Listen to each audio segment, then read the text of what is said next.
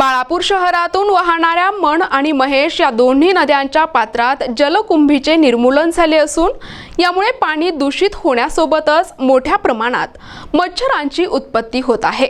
त्यामुळे शहरवासियांच्या आरोग्याला धोका निर्माण झाला असून दोनही नदींवरील जलकुंभी काढण्यात यावी याबाबतचे निवेदन भारतीय जनता पार्टीचे प्रदेश सरचिटणीस आमदार रणधीर सावरकर यांच्या मार्गदर्शनाखाली भाजपा जिल्हाध्यक्ष किशोर मांगटे पाटील, उपविभागीय अधिकारी अनिरुद्ध बक्षी यांना देण्यात आले आहे।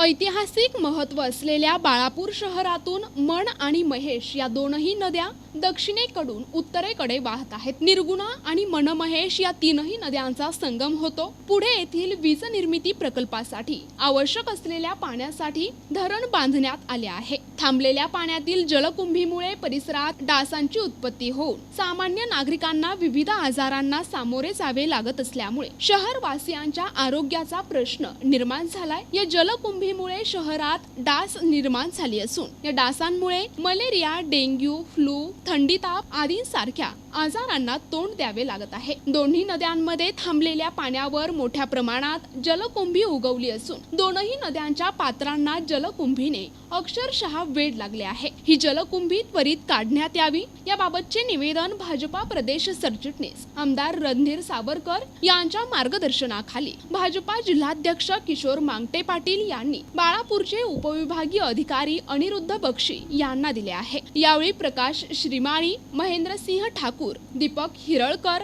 योगेश ठाकूर, मनोज बनसरे, गजानन कळसकार, डॉक्टर मनीष शहा, मनोज मोदी, प्रितेश गुजराती, बंटी कानकुब्ज, अजय पद्मणे, भाविक शहा यांच्यासह शहरातील भाजपा पदाधिकारी उपस्थित होते। प्रतिनिधी अमोल जामोदे, NTV न्यूज मराठी, बाळापूर, अकोला।